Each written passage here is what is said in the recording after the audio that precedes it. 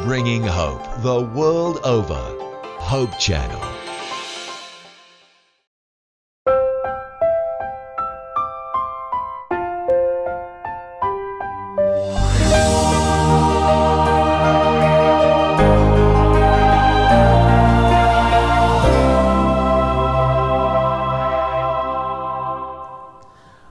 Magandang araw pong muli sa inyo lahat, mga giliw po namin mga kaibigan, mga kapatiran at mga taga-subaybay.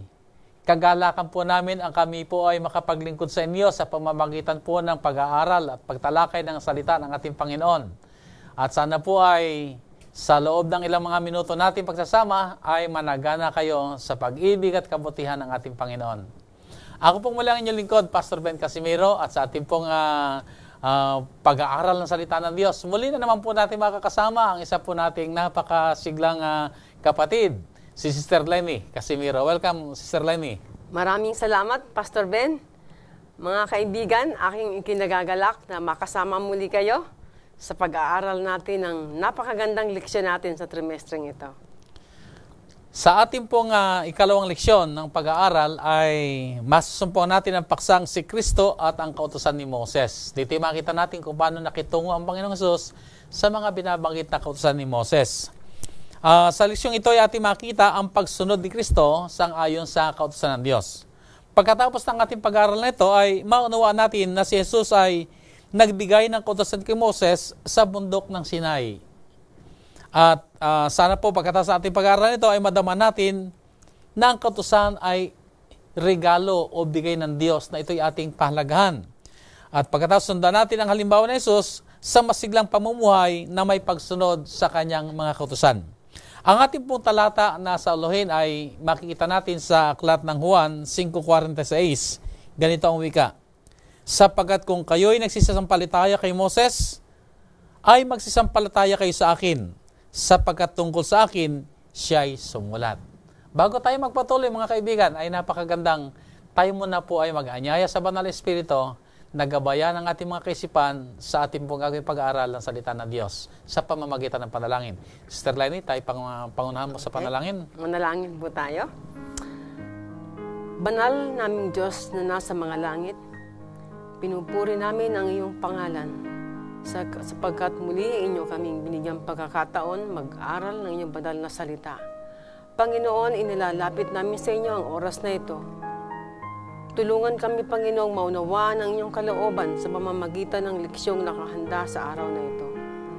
Panginoon, ang inyong tiyanang banal na Espiritu ang aming makasama. Kasihan ang aming mga labi. Pagliwanagin ang aming mga kaisipan upang lahat ng liwanag na inyong nais maunawaan ang bawat kaanib ng iglesia ay maging malinaw sa bawat isa sa amin. Ihanda ang aming mga puso't isipan, Ama, na tanggapin ang inyong pabalita. At nawa, Ama, ang lahat ng makikinig ay makikinabang at lalong magiging malapit sa inyo at mahanda sa pagsalubong sa inyong muling pagdating.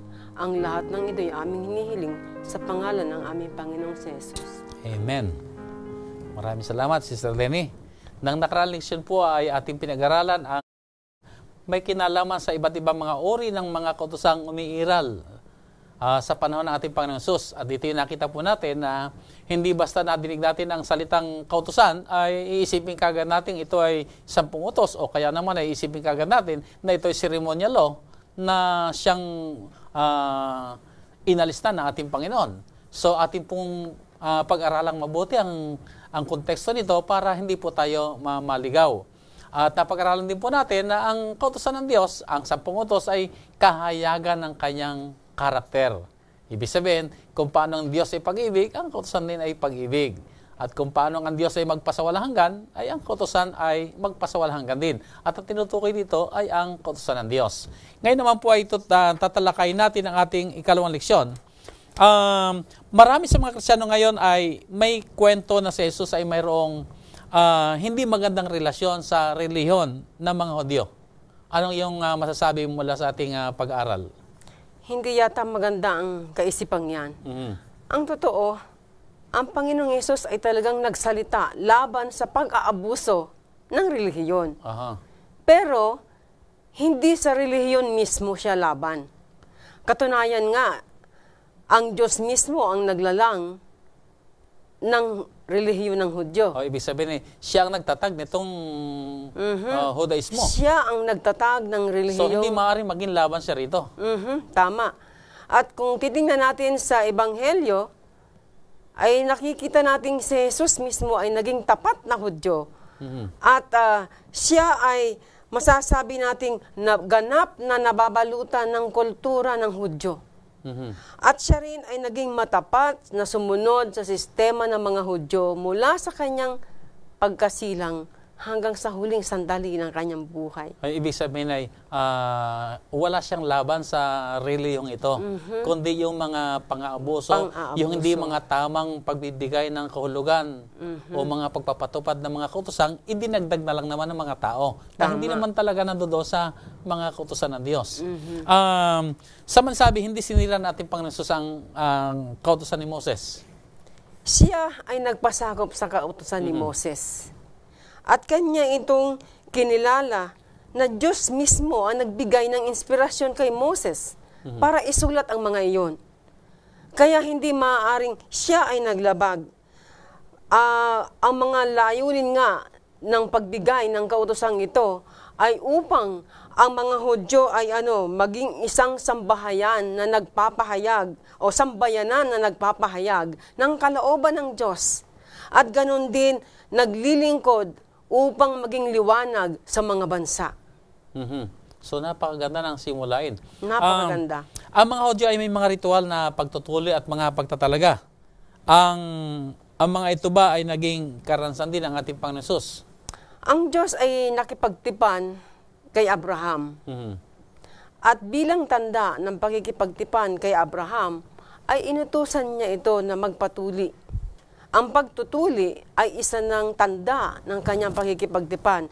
Inutusan niya sa Heneses 17:4 na si Abraham ay magpatuli, pati na ang mga kalalakihan na kasama niya sa kanyang sambahayan. At lahat ng mga batang ipapanganak ay tutuliin sa ika-8 araw. Napakahalaga ng tandang ito na kahit na ang ika-8 araw ay matapat ng araw ng Sabat, tuloy pa rin ang tuli. Pagtutuli. Yes, ganun kahalaga. Ito yung nakapaloob doon sa kautusan ni Moses sa lumang tipan. Tama. So, bilang tapat na Hudyo, si Jose at Maria ay sumunod din. Nung si Jesus ay sumapit sa ika-8 araw, ipinatuli din nila siya.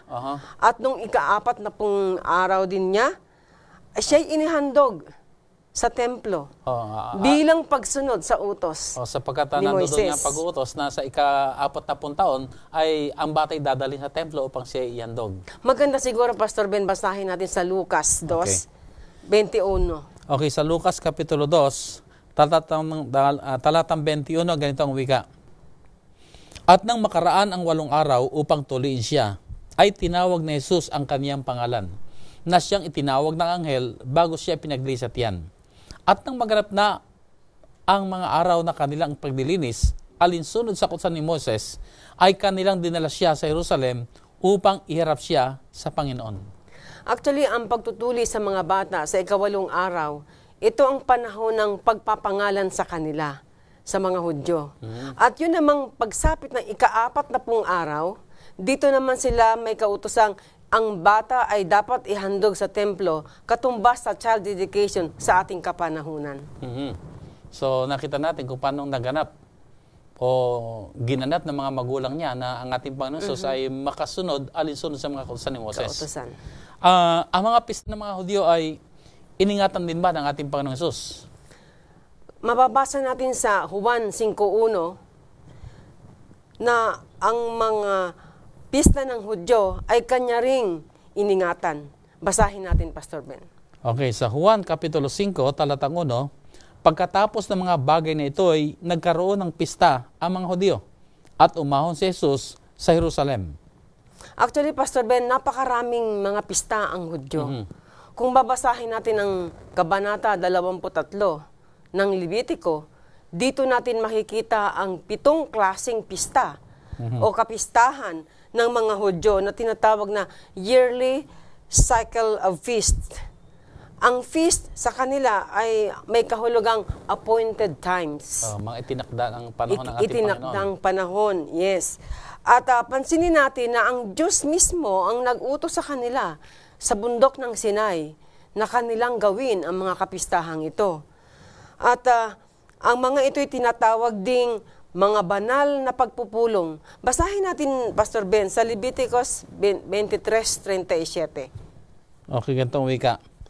Ito ang mga takdang kapistahan sa Panginoon na inyong itatanyag ng mga banal na pagpupulong upang maghandog sa Panginoon ng handog na pinaraan sa apoy, ng handog na susunugin at ng handog na harina, ng hain at ng mga handog na inumin na bawat isa ay sa kanyang sariling kaarawan. Siguro magandang isa-isahin natin sa mabilis na paraan yung 7 mga pistang ito ng mga Hudyo. Una rito ay ang pista ng Pasko na nababanggit sa Levitico 23:4 at 5. Ito ay nagtuturo sa kamatayan ng Panginoong Jesus bilang tupang inihandog na tinatawag nating Passover Lamb. At sinabi ni Pablo, babasahin siguro natin maganda sa 1 Corinto 5:7. Sinabi ni Apostol Pablo, 1 Corinto 5:7, alisin ninyo ang lumang libadora upang kayo'y maging bagong limpak na tulad sa kayo'y walang libadura, sapagkat ang kordero ng ating Pasko ay naihain na sa makatuwid bagay si Kristo. So si Kristo ang ating kordero ng Pasko. Ibig sabihin ay kung ating babalikan kasi yung tinatag na Passover sa panahon ito ng mga Israelita na naroon sila sa Egypto, ay bago sila nakalis ng Egypto ay isinagawa nila yung tinatag na Passover, na sila nagpahid ng dugo doon sa pintuan na dadaan ang anghel ng kamatayan upang sila hindi mamatay kung makita yung dugo. So, ito'y sumasagisag din sa kamatayan ng ating Panginoong Hesus. At yan nga, malinaw na yung binasa kanina. Pangalawa? Okay, isa pa siguro sa mahalagang kapistahan din ng mga Hudyo, yung tinatawag na kapistahan ng tinapay na walang libadura. Ito yung makita natin sa Leviticus Kapitulo 23, talatang 6 hanggang 8. At ito naman yung nagtuturo sa Mesiyas na siyang nag-aalis ng kasalanan. Ang libadura sa Biblia ay sumasagisag sa kasalanan o sa mga maling aral. At sinabi ng ating Panginoon Hesus sa Mateo 16:6, kayo'y mag-ingat at magsipangilag sa libadura ng mga Pariseo at mga Sadusyo. Sa ikatlong pista na ginagawa ng mga Hudyo ay tinatawag na kapistahan ng pangunang bunga. At ito ay masusumpungan sa Levitico 23:9 hanggang 14. At ito ay nagtuturo sa pagkabuhay na muli ng Mesiyas bilang pangunang bunga mula sa kamatayan. Muling pagkabuhay ni Jesus ay kagaya ng pangunang bunga ng pag-aani na inihahandog sa Ama. Si San Pablo ay nagsalita sa 1 Corinto 15:20 at 23. Basahin natin. Datapwat si Kristo nga'y muling binuhay sa mga patay, na siya ay naging pangunahing bunga na nangatutulog. Datapwat ang bawat isa'y sa kanyang sariling katayuan, si Kristo ang pangunahing bunga, pagkatapos ay ang mga kay Kristo sa kanyang pagparito. Pansinin natin, siya ang unang nabuhay maguli sa kamatayan. At ang susunod na lamang doon ay yung mga namatay kay Kristo sa kanyang pagbalik. Naalala ko, ang pangunang bunga talaga ay mahalaga. Noong maliit pa ako, ang investment, yung mga first fruits yan eh. Kasi mahalaga talaga yan sa Panginoon, ang mga unang bunga. At si Kristo sa Biblia, ang tinutukoy na siyang unang bunga. Kaya kanila itong ginawang pista rin bilang simbolo. Isa pa sa mahalagang kapistahan na isinasagawa ng mga Hudyo ay ang tinatawag na kapistahan ng Pentecoste. Ito yung makita natin sa Levitico 23, talatang 15 hanggang 21, na ito ay pag-alaala nila sa pagkabigay ng 10 utos ng Diyos doon sa bundok ng Sinai. Sa panahon naman ng mga Kristiyano, sa panahon ng ating Panginoon ay ito naman yung pagbuhos ng Banal Espiritu. Isa pang pista, ito yung tinatawag na Feast of the Trumpets o kapistahan ng mga trumpeta o pakakak. Ito'y ginagawa nila tuwing bagong taon. Ito ang pinakapanahon ng kanilang bagong taon. Mhm.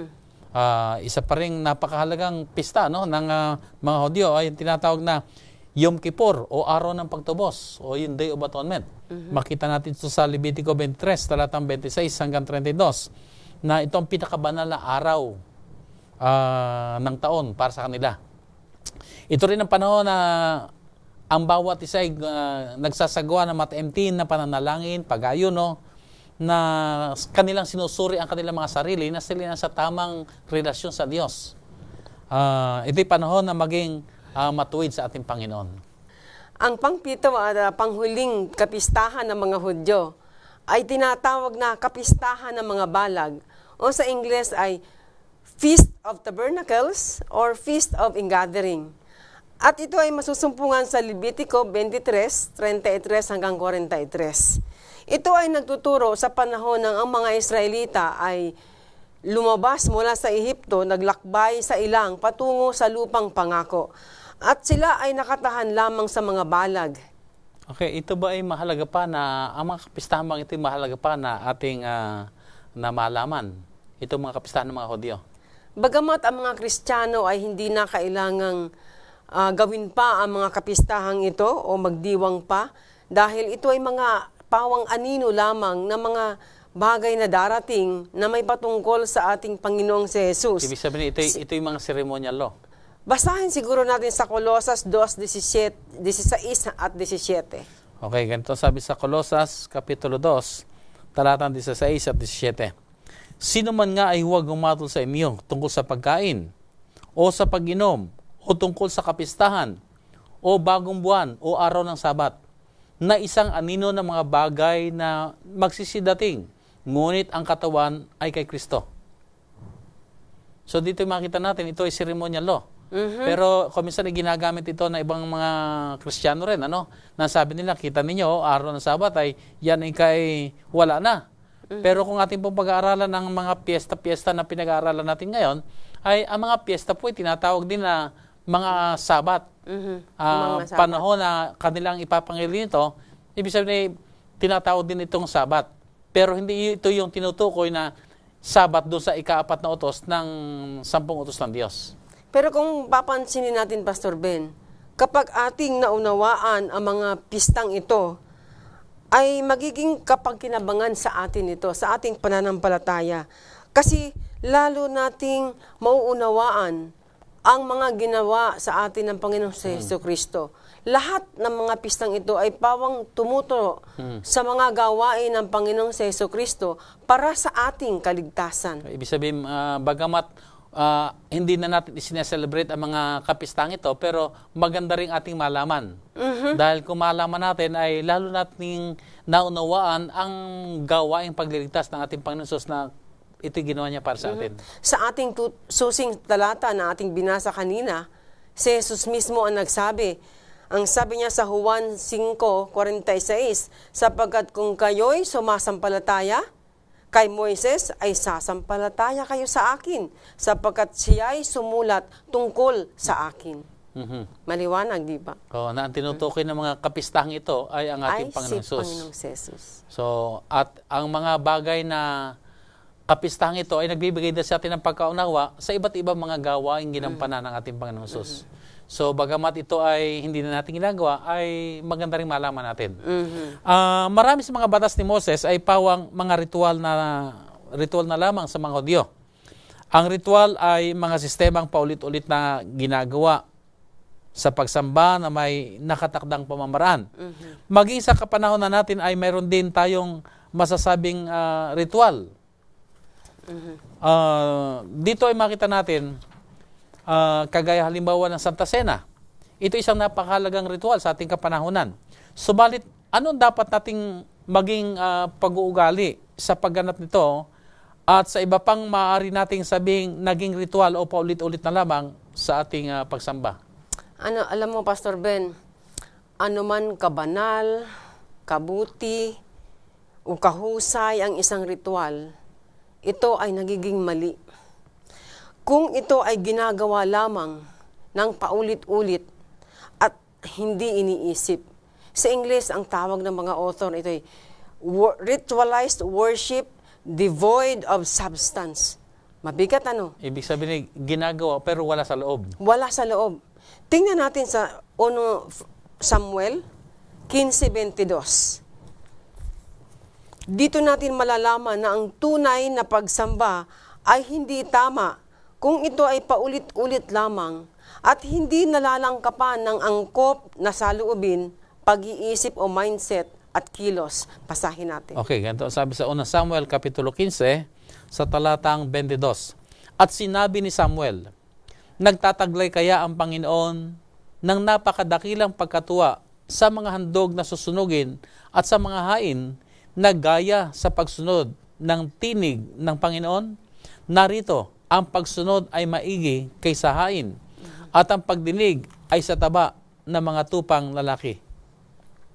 Nakita nyo? Ang pagsunod, ang sabi doon, ay higit na mahalaga kaysa hain At mga handog. at mga handog. Meron pa doon sa Hoseas 6:6. Maganda ring basahin natin yan. Ganito ang wika. Sapagkat ako'y nagnanasa ng kaawaan at hindi hain at ng pagkakilala sa Diyos higit kaysa mga handog na susunugin. Susunugin. Dito ay may dalawang termino, ang hesed sa Hebreo, na ang kahulugan ay covenant loyalty. At ang isa ay ang daat o relational knowledge. So makita mo rito yung katapatan sa covenant at ang pakikipagrelasyon sa kapwa. Dito ay pinuna ni Propeta Hosea ang mga Israelita na naging focus na lamang sila, nakatuon ang kanilang pansin sa mga sakripisyong paghahandog. Subalit, nakakaligtaan nilang iugnay ang kanilang pagsasakripisyo sa kanilang pakikitungo sa kanilang kapwa.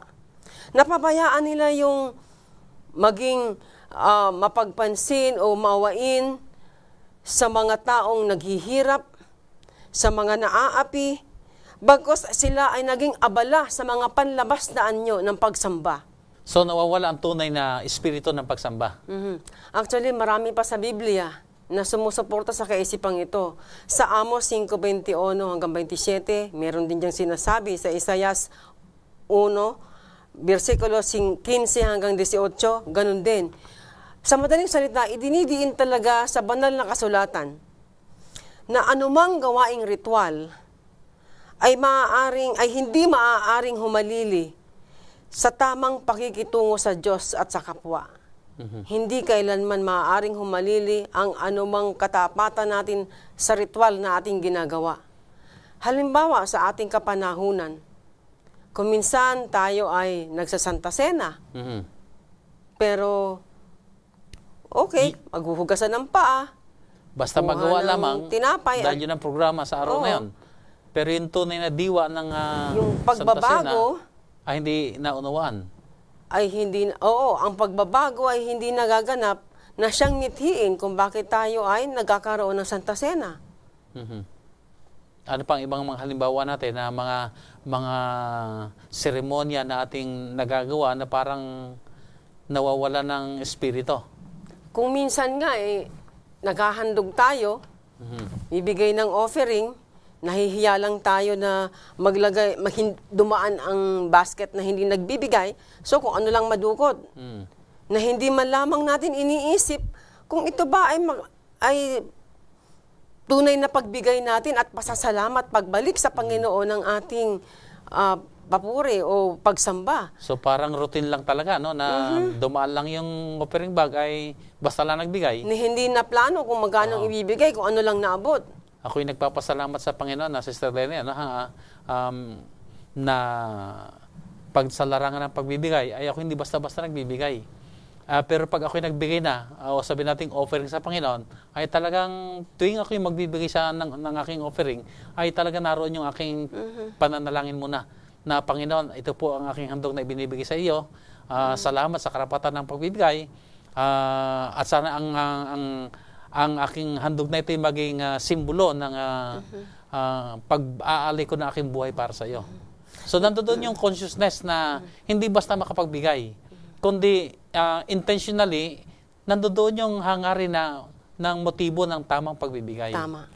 Nabanggit mo ang pananalangin, nananalangin ka bago magbigay. Maski ang pananalangin ay nagiging ritual din kung minsan. Kasi kung minsan, lalo na kung corporate prayer, lahat ay luluhod. Pagluhod, doon ginagawa yung hindi nila magagawa ng nakadilat ang lahat. Na kung minsan, hindi mo pinapansin na makinig doon sa nananalangin, hindi mo nararamdaman. Doon nagiging ritual ang panalangin. Kahit naman sa, hindi lang sa corporate, kahit naman sa personal na pananalangin. Halimbawa, tuwing bago tayo matulog, ay sabihin natin talaga na nanalangin naman tayo. No? Pero ang tanong, baka yung panalangin mo naging ritual na lamang na wala sa iyong loob ang pananalangin. O kaya ito'y nadinig ko na may nanalangin na, Panginoon, kagaya po kagabi. Amen. Yung bang ritual na lamang ba na nawawalang espiritu ng pananalangin? So napakahalaga na itong mga ritual na ito na mahalaga ay hindi lang natin basta maisagawa na para baga pang araw-araw lamang na routine natin, kundi nanggagaling sa kabuturan ng ating puso. Ang pinakamatindi pa doon ay yung mismong pagsamba. Sa atin bang pag-uwi, galing sa simbahan, pagkatapos ng mahabang serbisyo ng pagsamba, kung minsan, tanungin mo yung sarili mo, ano ba yung narinig ko doon sa sermon? Ano bang nangyari sa akin pagkatapos ng pagsamba? Nabasa ko sa isang simbahan, maganda yan eh. Sa kanilang, sa may pinto, enter to worship, depart to serve. Di ba maganda yon? Na pagkatapos mo magsamba, nagkaroon ka ng panibagong sigla upang maglingkod sa Panginoon. Hindi yung pagkatapos ng pagsamba, katulad pa rin ng dati, nakakalungkot. Doon, parang nagiging ritual na lang ang pagsamba. Dahil nahihiya lang siya, nasabihin ng tao, ba't hindi siya nagsimba? Pero pag tayo ay nagsimba, may mithiing lalong maglingkod sa Panginoon, yun magiging pagpapala ang pagsamba. Alam mo, Sister Glenn, ang aking ginagawa, no? Para talagang yung aking pagsambay, alam ko talaga maging kapakipakinabang. Pagdating ko pa lamang sa loob ng simbahan, talaga nananalangin na kagad ako, Panginoon, ako'y narito para sumamba sa iyo. Gawin mo ang aking pagsamba, isang kaaya-ayang pagsamba sa iyong harapan. Na pag natapos na ang aking pagsamba, uuwi ako na talagang lalo pang naging mas malapit sa Kanya, lalo pa naging mas masigla sa pananampalataya, at excited na gumawa at maglingkod sa Kanya. So kapag ginawa nating intentional yung ating, yung sabihin natin mga routine natin ito, o sabihin natin na mga seremonya, o kagaya halimbawa ng mga pagsamba natin, o pakikisangkot sa mga Santa Cena, o iba pa mga gawin natin ginagawa sa iglesia, ay kung ito'y magiging hindi lang basta ginagawa, kundi ginagawa natin ang ating buong puso, ay ito'y magiging tunay na kapakinabangan sa bawat isa sa atin. At higit sa lahat, nakasentro sa Panginoon. At yun naman talaga, hangarin ng ating pag-aaral, itong pagkakabigay ng mga ritual na ito, ang pagkakabigay ng mga kapistang ito, ay may mga itinuturo ang Panginoon ng mga leksyon. Na bagamat sa ating panahon, hindi na natin ginagawa, pero kung ating pupulutin ang mga magagandang mga aral, ay makakatulong na tayo lalong maging malapit sa Panginoon at lalo natin maunawaan ang Kanyang panukal at ginagawa sa ating mga buhay. Sister Lenny, ang bagong tipan na may konti lamang na pahayag sa pagkabata ng ating Panginoong Hesus. Isa dito ay ang mga talata sa Lucas Kapitulo 2, talatang 41 hanggang 52. Paano ipinakita ng kwentong ito ang pagiging Hudyo ng sambahayan ni Jesus at ang pagiging sentro ng relihiyon sa kanilang mga buhay? Mamabasa natin sa Bagong Tipan, sa tala ng buhay ng Panginoong si Jesus, na ang pamilya ni Jose at Maria, kasama si Jesus, ay tunay na mga deboto sa kanilang relihiyong Hudyo. Taon-taon, pumupunta sila sa Jerusalem para kanilang i-celebrate ang pista ng Pasko. At si Jesus mismo, kahit siya'y bata pa, 12 years old, doon na siya sa templo, at sa ganung kamurang edad, nakikisangkot na siya. Nakikipagtalakayan na siya sa mga may karunungan. Kaya nga makikita natin na ang pamilyang ito, nakasentro ang relihiyon sa kanilang buhay. No, napakaganda, no? Kasi kung ating kukuhanin yung mga aral dito ay ito napakagandang halimbawa na sabi natin na sila sa malayong lugar pupunta sa Jerusalem para lamang makisangkot sa mga kapistahan, ay nandoon yung kanilang espiritu, nandoon yung kanilang kasiglahan. Sinabi mga deboto, na ibig sabihin sila buong pamilya na nakahandang maglingkod at sumamba sa Panginoon. So, anong mahalagang aral ang ating makukuha mula sa kwentong ito? Ano pa yung maaari nating mapulot na mga aral dito sa karanasan ating Panginoong Hesus sa panahon ng kanyang pagkabata pa? Well, unang-una, tulad nga ng sinabi ko kanina, deboto yung pamilya, tayo dapat maging tapat na tagasunod ng Panginoon. At siguro isang mahalagang leksyon din dito ay tiyakin natin na kasama natin lagi ang ating Panginoon Hesus. Kasi sa kwentong ating napag-aralan dito, nalibang ang mga magulang, si Jose at si Maria, na inaakala nilang ang ating Panginoon Hesus ay siya bata pa naman noon, ay akala nila nariyan lamang siya sa tabi. Nariyan lamang siya sa mga kasamahan ng kanilang grupo. Kaya nung sila uuwi na ay lumakad na rin sila at ang uwi ka sa banal na kasulatan, isang araw na silang naglalakbay pabalik sa kanilang bahay, sa kanilang bayan. Ay nung mapansin nila, hindi pala nila kasama ang Panginoong Hesus. So ang leksyon dito ay tiyakin natin na palagi natin kasama ang ating Panginoon. Tama. Siguro sa ating kabuhayang spiritual din ngayon, baka kuminsan iniisip natin, ay ako naman ay naglilingkod sa Panginoon. Ako naman ay sumasamba sa Kanya. Ako naman ay gumagawa ng mabuti para sa Panginoon. Pero ang tanong, conscious pa tayo na tayo nga ay nasa Panginoon? Tama.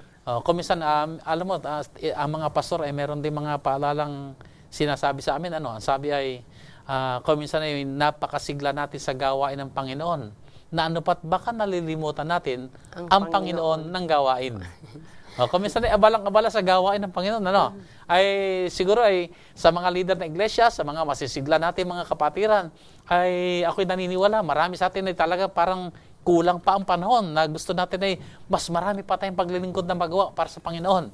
Pero ang tanong, baka naman nalilimutan na natin ang ating mga personal na debosyon. Baka nalilimutan natin ang palagi makipag-ugnayan sa ating Panginoon, magkaroon tayo ng consciousness na siya ating kasakasama at talagang siya ating palagi ang nasasamba. Hindi lang basta yung kung ano yung magawa natin, kundi ang napakahalaga rin ay yung maging conscious tayo na tayo ay nasa Kanya. O sa wikang English ay iba yung being with God at saka yung doing the works of God. So dalawang magkaiba yun. Kung sa karanasan pa ni Maria at saka ng kanyang kapatid na si Marta, ay pinili ni Maria muna ang umupo at mapa sa Panginoon. Samantal si Marta naman, ang inisip kagad ay yung may magagawa siya sa gawain ng Panginoon. Ito parehong mahalaga. Pero bigyan natin ng pagpapahalaga yung mapa sa Panginoon muna tayo. Magandang aral.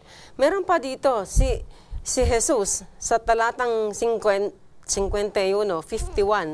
ng ikalawang bersikulo ng Lucas, makita rin natin naging masunurin siya sa kanyang mga magulang. Sumunod siya at siya ay naging ulirang anak sa kanyang mga magulang. Basahin natin, Pastor Ben. Sa aklat ng Lucas 2:51. At lumusong siyang kasama nila at napasa Nazaret at napasakop sa kanila at iningatan ng kanyang ina sa kanyang puso ang lahat ng mga pananalitang ito. Siguro ituloy mo ba, Pastor Ben, sa versikulo 52 sapagkat may mapupulot din tayong magandang aral dito. Okay, talatang 52. At lumalaki si Jesus sa karunungan at sa pangangatawan at sa pagbibigay lugod sa Diyos at sa mga tao. So nakikita natin ang epekto ng kanilang katapatan, pagiging deboto sa naging buhay ng ating Panginoong Jesus. So, dito yung nakita natin yung paglago. Sa talatang 51, na makita natin dito yung pagpapasakop ng ating Panginoong Hesus sa kanyang mga magulang. At pagkatapos ay siya'y lumago. At ang paglago niya rito ay hindi lamang sa karunungan, ganda din sa kanyang pangangatuan. At yung paglago rin niya sa spiritual at sa kanyang pakikitungo sa kanyang kapwa. So, napakaganda. Ayon sa mga kautusan ni Moses, ito yung makita natin sa aklat ng Exodo, Kapitulo 30, talatang 13, at saka Kapitulo 38, talatang 26. Ang bawat Hudyong lalaki, magmula 20 taong gulang pataas ay magbabayad ng taunang buwis para sa pagsuporta sa templo. Ang tawag sa kautosang ito ay half shekel tax o kalahating siklo na buwis para sa templo. Ito ay umiiral pa rin ito hanggang sa panahon ng ating Panginoon Hesus. Now, bilang anak ng Diyos, hindi niya kailangan magbayad ng buwis. Gayunman, kanyang sinabi sa Matthew 17:27, baka katisuran tayo nila. Ano mga prinsipyo na mapupulot natin mula dito? Okay. Siguro, magandang basahin natin ang Mateo 17:24 hanggang 27 para makita natin ang kwento ng pagbabayad ng buwis ni Jesus para sa templo. Ito ay nasa aklat ng Mateo. Mateo 17:24 hanggang 27. At pagdating nila sa Capernaum, ay nangagsilapit kay Pedro ang mga maniningil ng kalahating siklo at nangagsabi, hindi baga pinagbabayaran ng inyong guro ang kalahating siklo? Sinabi niya, oo. At nang pumasok siya sa bahay, ay pinangunahan siya ni Jesus na nagsasabi, anong akala mo, Simon? Ang mga hari sa lupa, kanino baga sila nanganiningil ng kabayaran ng buwis? Sa kanilang mga anak baga o sa nangaiiba? At nang sabihin niya, sa nangaiiba, ay sinabi sa kanya ni Jesus, kung gayoy hindi nangagbabayad ang mga anak, datapwat, baka katisuran tayo nila, ay pumaroon ka sa dagat, at ihulog mo ang kawil, at kunin mo ang unang isdang lumitaw, at pagka naibuka mo na ang kanyang bibig, ay masusumpungan mo ang isang siklo, kunin mo, at ibigay mo sa kanila sa ganang akin at sa iyo.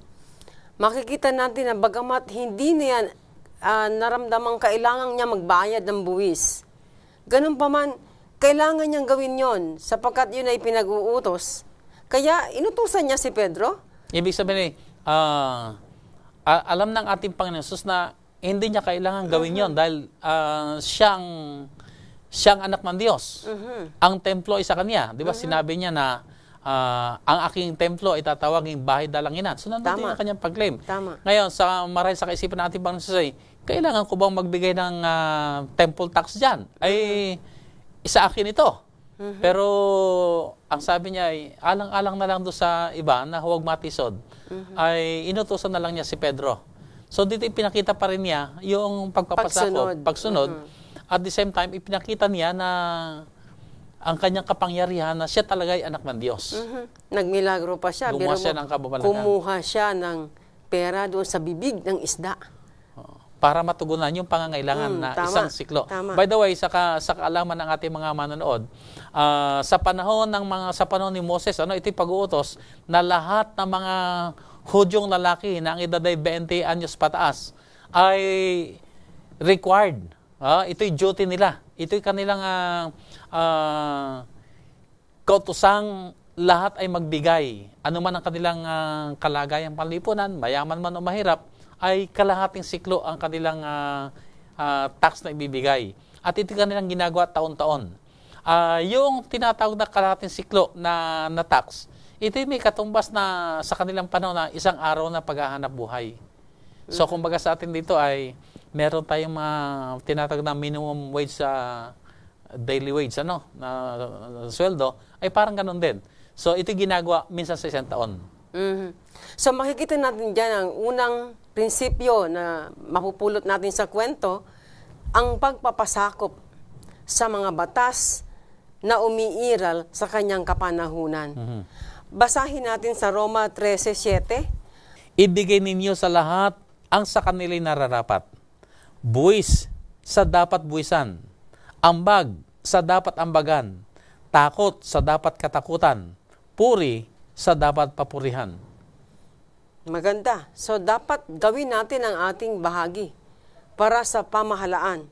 At ang pangalawang prinsipyo dito ay kanilang iniisip na maging pagpapala sa kapwa sa halip na maging katitisuran.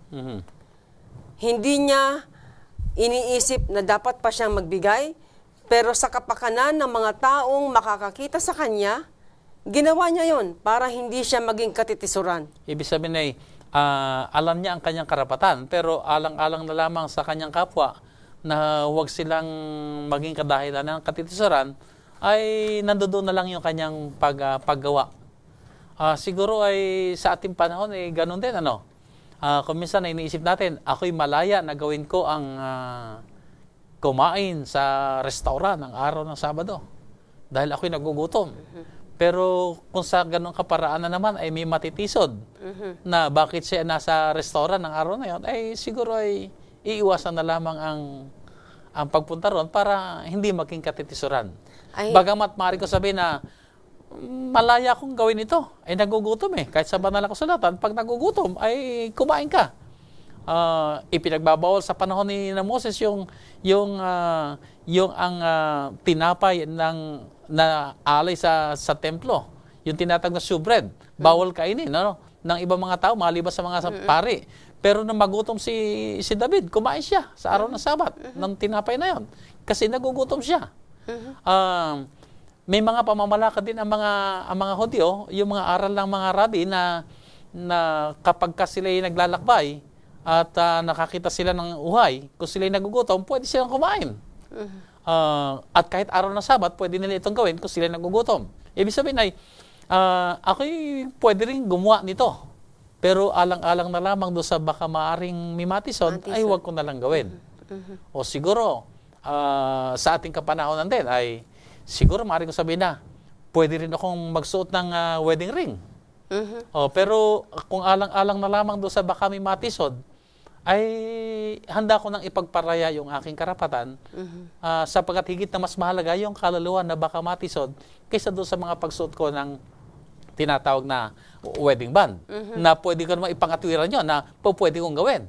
So, ibig sabihin dito ay kung minsan ay maganda rin tayo gumawa ng mga pagsasakripisyo alang-alang na lamang sa ibang mga tao na baka matisod pa. Tama. Basahin natin sa 1 Corinto 8:13 at doon natin makikita ang paghahalimbawa ng ating Panginoon tungkol sa pagtatanggi sa ating mga kagustuhan para lang wag katisuran ng ating kapwa. Saan ito 1 Corinto 8:13. Kaya, kung ang pagkain ay nakapagpapatisod sa aking kapatid, kailanman ay hindi ako kakain ng lamangkati upang ako'y huwag makapagpatisod sa aking kapatid. Dito yung pinapakita ni Pablo na malaya naman niyang gawin at kainin ang gusto niyang kainin.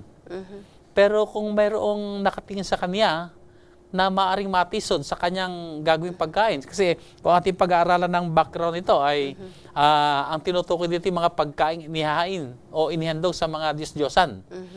Ito ba'y pwedeng kainin ng mga Kristiyano? Ang katayuan dito ni San Pablo, walang anuman yan. Ito'y pagkain na pwede kong kainin. Kung iyan man inihandog sa mga Diyos-Diyosan, ay yan yung pagkain na pag pinasalamatan ko ay walang nakita siya problema. Pero ang isang nakita niya problema rito, baka sa paggawa niya noon ay meron namang mahimahinang pananampalataya ay matisod at sabihin, ba't siya kumakain ng mga pagkain inihain sa Diyos-Diyosan? Ay maging kadahilanan yon na may panglupaypayan at mawala pa sa pananampalataya. O yung tinatawag natin baka matisod pa, kaya ang wika niya ay hindi na lamang. Pero Pastor Ben, kuminsan, itong tinatawag nating pagkatisod, kuminsan yung sobrang katapatan o yung aktong pagtatapat ng isang kapatid ay nagiging katitisuran din sa ibang mga kapatiran. Paano natin ngayon ipapaliwanag kung dapat ba tayong bumigay sa kanilang kagustuhan dahil baka sila matisod? Ano ang dapat na i-consider natin sa mga bagay na ganito? Marahil ay ang ating isasalang dito ay kung it's a matter of preferences, ay walang problema. Pero sa mga bagay na may kinalaman sa prinsipyo, ay manindigan tayo sa prinsipyo. Lalo na may kinalaman sa kaligtasan. So tayo ay tumayo sa prinsipyo. Halimbawa, ay sa kadahilanan ng aking pagtatapat na sumamba sa Panginoon at sumimba ako ng maghapon na sa loob ng church, ay nagagalit naman yung halimbawa yung aking kapatid, yung aking kaibigan na hindi ko man lang sama sa ibang lugar, ay kapag ang pinag-usapan ay prinsipyo na, ako'y talagang dapat ay nasa bahay-sambahan ng araw ng Sabat, ay titindigan ko ito. Tama. Oo, pero kung mga pinag-uusapan ay mga preferences lamang, halimbawa kagaya ng pananamit o halimbawa ng pagkain o pagsuot ng mga wedding band halimbawa, ay ito yung mga preferences na handa ko nang ipagparaya yung aking karapatang iyon. Alang-alang na lang sa kanila. Okay. Maliwanag. So, dito sa ating pag-aralin, nakita ng ating Panginoon Jesus. O, nakita natin si Jesus ay naging tapat na mamamayan na ginagawa ang kanyang mga tungkulin bilang Hudyong lalaki. Subalit ang mga Pariseo palagi na lamang nagsisikap na mahulihan siya ng paglabag sa kautusan. Paano ipapaliwanag ang mga naging tugon ni Jesus sa ilang mga sitwasyon ng paglabag sa kautusan? Alam na natin, nung nakaraang linggo ay ating nabanggit ng isang teksto sa Mateo 5:17 hanggang 20. Malinaw dito na ang Panginoon ay hindi pumunta sa sanlibutan upang sirain ito. Mas maganda siguro basahin natin, Pastor Ben, Mateo 5:17 hanggang 20. Okay, ganito, Omega. Huwag ninyong isiping ako'y naparito upang sirain ang kautusan o ang mga propeta. Ako'y naparito hindi upang sirain, kundi upang ganapin. Sapagkat katotohanang sinasabi ko sa inyo, hanggang sa mga wala ang langit at ang lupa, ang isang tuldok o isang kudlit, sa anumang paraan ay hindi mawawala sa kautusan, hanggang sa maganap ang lahat ng mga bagay. Kaya't ang sinumang sumuway sa isa sa kalitliitang mga utos na ito at ituro ang gayon sa mga tao ay tatawaging kalitlitan sa kaharian ng langit. Datapwat ang sinumang gumanap at ituro, ito'y tatawagin dakila sa kaharian ng langit. Ang Panginoong Hesus mismo ang nagbigay ng kautusan sa Sinai. At siya rin ay pumunta rito upang ganapin ito. Upang ganapin ito. At ito ay kanya ring itinuturo na lahat ito ay gawin. Ngayon, siguro pag-aaralan natin to kasi may lesson tayo, lesson 4. Ito ay pag-aaralan natin ng mas malalim. Kaya siguro basahin na lang natin ang isang teksto pang mahalaga. Ito ang Lucas 24:44. Lucas, Na may kinalaman din tungkol sa ginawa ng Panginoon sa pagpunta rito sa atin. Lucas 24, talatang 44. 44. At sinabi niya sa kanila, ito ang aking mga salitang sinabi ko sa inyo, nang ako'y sumasa inyo pa, na kinakailangang matupad ang lahat ng mga bagay na nangasusulat tungkol sa akin, sa kautusan ni Moises at sa mga propeta at sa mga awit. So dito makita natin, yung kanyang pagparito ay upang bigyan ng kaganapan. tama. Hindi para sirain ang kautusan, kundi bigyan ng kaganapan. At marahil ay isa sa mga binanggit mo nga, may leksyon tayong nakatuon dito. Pero magandang hindi naman tayo nabitin. No? Ang tinutukoy dito ay mabigyan ng tunay na kahulugan yung kautusan. At kung babasahin natin yung sa Mateo Kapitulo 5, mula talatang 21 patuloy pa, ipinakita ng Panginoon Jesus ang mga tunay na kahulugan ng mga kautusan. Sa kabila ng pagsabi ng Panginoon na hindi niya sinisira o kanyang ginaganap ang kautusan, ang mga Pariseo ay palagi pa rin nakabantay sa kanya. Sinusundan siya kahit saan. Bakit? Pinipilit nilang mahuli siya na nilalabag ang kautusan upang hanapan siya ng butas, kakitaan siya ng butas. Kung ating tutunghayan ang isang karanasan sa Juan 8:1 hanggang 11, ito yung panahon na ang mga Pariseo ay pumunta sa kanya upang dalhin ang isang babaeng aktong nahuli sa pangangalo niya. At ano ang kanilang tanong? Ang sabi ng mga Pariseo, sabi ni Moises, ang babaeng ito dapat batuhin. Anong masasabi mo? So, inilalagay siya sa corner, ano? Kasi kung sasabihin niyang batuhin, ay magkakaproblema naman siya sa pamahalaan ng Roma na hindi sila binigyan ng kapahintulutan na magbigay ng execution o pagpatay. Ang Panginoon ay totoong matalino sapagkat nagamit niya ang sitwasyong ito upang ipakita niya sa mga Pariseo na siya ay sumusunod sa batas ni Moises at kasabay nito ay naipakita rin niya sa mga Pariseo ang tunay nilang kalagayan na sila ay makasalanan din.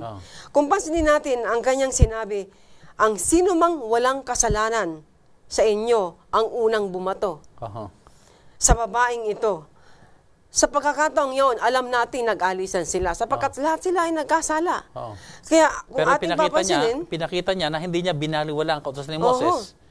Na kung sino gustong bumato, edi batuhin. At yung unang babato, siya yung walang kasalanan. isa pa doon, hindi rin niya hinatulan ang babae sapagkat wala namang mga nagwi-witness. Oo. Nag-alisan na nga eh. Oh. So ngayon ang babae ay malayang nakaalis. Sinunod din niya ang batas ni Moises. Dahil sa batas ni Moises, dapat at least may 2 saksi. Pero wala. So malaya ang babae. Narito makita natin ang pagsunod sa batas at kasabay nito ang biyaya na naranasan ng babaeng dinala sa kanya. Sang-ayon ba sa batas na hiwalayan ng isang tao ang kanyang asawa sa anumang kadahilanan? Alam nila ng mga Parising ito ang posisyon ng Panginoong Hesus sapagkat sa Mateo 5:31 kasasabi lang ng Panginoon na hindi maaari ang diborsyo. Subalit, nag-utos si Moises sa Deuteronomy 24:1-4 na maaaring magbigay ng sertipiko ng diborsyo. Ibig sabihin ay si Moses ay merong batas na pinapahintulutan ang diborsyo. Pero dito mukhang kontra ang ating Panginoong Hesus dahil ang kanyang tayo ay ayaw niya ng diborsyo. So, ang ibig sabihin, maaaring nakakakita ngayon ng mga presyo ng butas para sabing sinisira ng Panginoong Hesus ang kautusan ni Moses. At ipinaliwanag ng Panginoong Hesus na mula't simula pa ay wala naman talagang pinahintulutang paghihiwalay.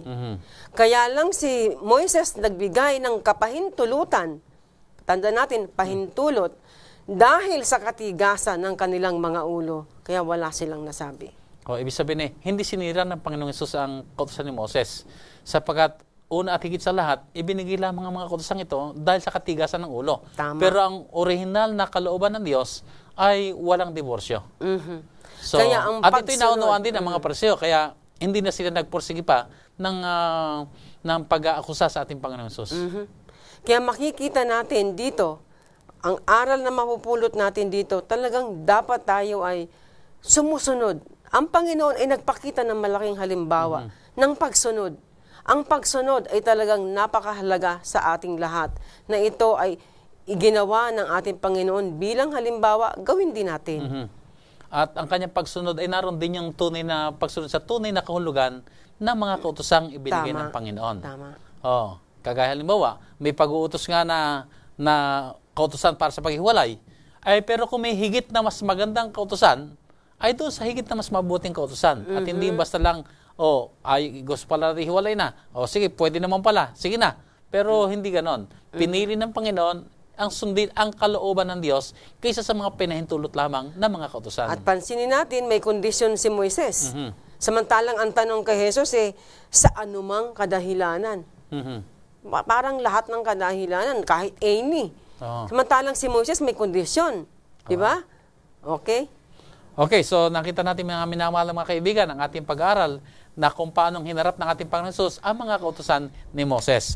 Ang Panginoong Hesus bilang tagapagbigay ng kautusan. Pansinin po natin, siya rin ang nagbigay ng mga kautusan ito kay Moses doon sa bundok ng Sinai.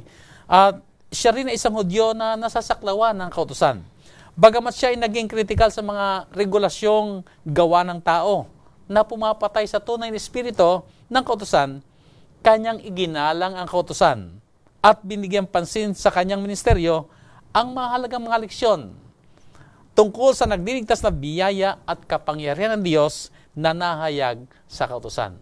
Minamahal namin mga kaibigan, sana po ay sa pamamagitan ng ating talakayang ito ay nakapupulot po tayo ng mga mahalagang mga aral na nais ng Diyos na ipaunawa sa atin.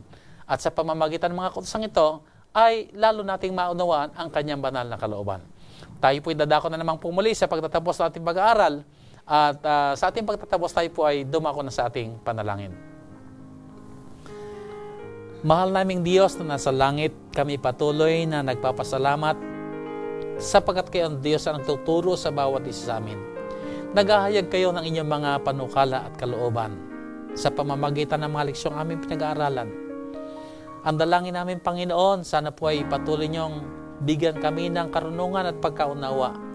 Ang mga butil ng katotohanan ay aming pong maisakabuhayan kami lahat ay lalo pang maakay, kilalanin namin ang aming Panginoon Jesus na siyang tagapagbigay ng kautusan. Siya'y mabuting halimbawa na siya mismo, bagamat siya na ang nagbigay ng kautusan, subalit ipinakita niya ang malayang pagsunod at pag-iiwan sa amin ng halimbawa kung paano kami magpapahalaga rin sa inyong mga kautusan. Narito kami, Panginoon, nagpapasakop sa inyo. Gawin po ninyo ang inyong panukala at kalooban sa aming mga buhay. Tangi, Panginoon, ang aming pong kahilingan din. Patungan po ng inyong mapagpalang kamay ang bawat isa amin, ang lahat po ng mga nanonood sa kasalukuyan sa programang ito. Saan man sila naroon, Ama, panaganain po sila, Ama, sa inyong mayamang pag-ibig at mga kabutihan. Kami palaging magkaroon ng kagalakan, malugod na sumunod sa inyo at kilalanin kayo ang Panginoon ng aming mga buhay. Salamat po, Ama, sa pagtugon sa aming mga dalangin. Salamat po, Ama, sa inyong masaganang basbas na inyo na pong pinatong sa amin.